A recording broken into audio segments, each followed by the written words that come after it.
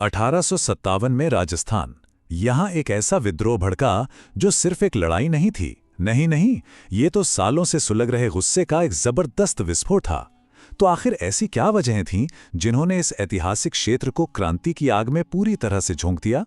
चलिए आज इसी की तह तक चलते हैं। जरा इस तस्वीर पर गौर कीजिए। ये अव्वा किले का वो दरवाजा है जो 1857 के विद्रोह की क्रूर सच्चाई को आज भी बयां करता है। ये कोई मामूली बगावत नहीं थी, ये एक ऐसी हिंसक प्रतिक्रिया थी जिसकी जड़ें आप यकीन मानिए बहुत गहरी थीं। तो सवाल ये उठता है कि आखिर इतनी नफरत, इतनी ज्यादा नफरत आई कहां से? किस बात ने लोगों को इस हद तक जाने के लिए मजबूर कर दिया? आइए इस विद्रोह के पीछे के जो असली कारण हैं उनकी एक एक करके पढ़ते खोलते हैं। देखिए, विद्रोह की जड़ें बाहरी ताकतों के आने से बहुत पहले ही पनप चुकी थीं।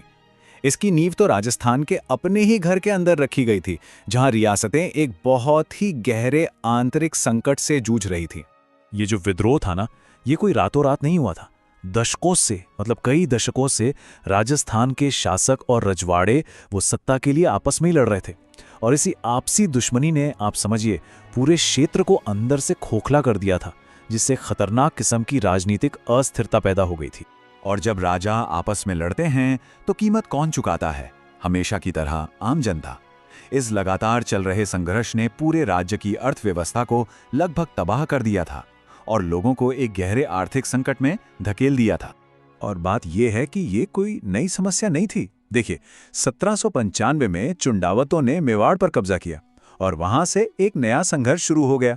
फिर कुछ साल बाद 1802 में अमीर खान पिंडारी ने नाथद्वारा पर अधिकार कर लिया। ये सब क्या दिखाता है? यही कि 1857 से बहुत पहले ही यहाँ की जमीन अस्थिरता और संघर्ष से भरी हुई थी। तो एक तरफ तो ये आंतरिक कमजोरी थी और इसी के बीच बाहर से एक नया खतरा मंडराने लगा।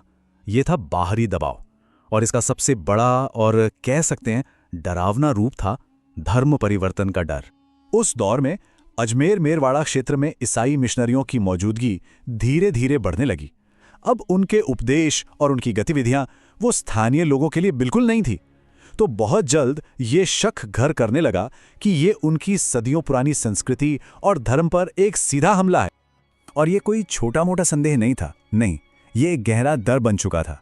लोगों के मन में ये विचार घर करने लगा था कि अंग्रेजों का असली मकसद तो हिंदुओं को जबरदस्ती ईसाई बनाना है, और इसी डर ने विद्रोह की आग में घी डालने का काम किया।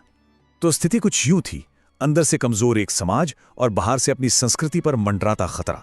अब जब ये दोनों ताकतें टकराईं तो एक जबरदस्त विस्फोट होना तो बिल्कुल तय था।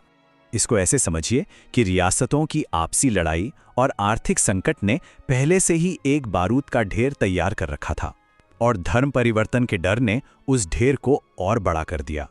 अब बस एक चिंगारे की जरूरत थी। और फिर वो चिंगारी लगी। जो विस्फोट हुआ उसने पूरे राजस्थान को हिलाकर रख दिया। ये असल में सालों से दबे हुए गुस्से, हताशा और अपमान का नतीजा था, जो 1857 में एक साथ फट पड़ा। तो इस पूरी कहानी का सार क्या है? आखिर इस विद्रोह ने हमें क्या सिखाया? आइए इसकी विरासत को समझने के लिए जो मुख्य वजह थी उन पर एक आखिरी नजर डालते हैं। अगर हम मोटे तौर पर देखें तो 3 मुख्य कारण सामने आते हैं। पहला, एक गहरा आर्थिक संकट जिसने आम लोगों की कमर तोड़ दी थी। दूसरा, शासकों की आपसी दुश्मनी जिसने राज्य को बहुत कमजोर कर दिया था। और तीसरा, ये डर कि उनकी धार्मिक पहचान खतरे में है।